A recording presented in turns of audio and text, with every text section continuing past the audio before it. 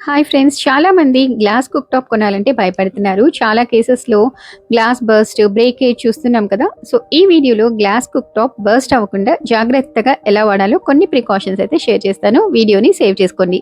First cleaning విషయానికొస్తే cooking అయిన వెంటనే క్లీనింగ్ చేసుకోకూడదు. టెంపరేచర్ ఎక్స్‌ట్రీమ్ హీట్‌లో ఉంటుంది.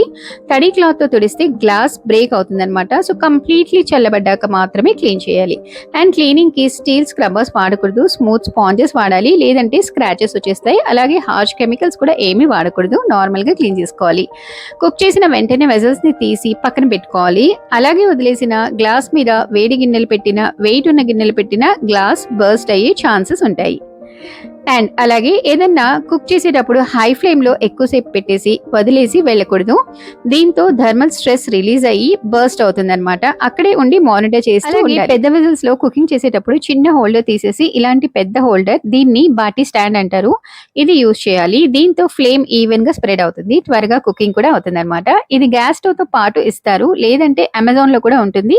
లింక్ కావాలంటే అడగండి. వీడియో హెల్ప్ అయింది అనుకుంటున్నాను. హెల్ప్ అయితే ప్లీజ్ ఒక్క లైక్ ఇవ్వండి ఫ్రెండ్స్. అలాగే share and subscribe for more such videos. See you. Bye by.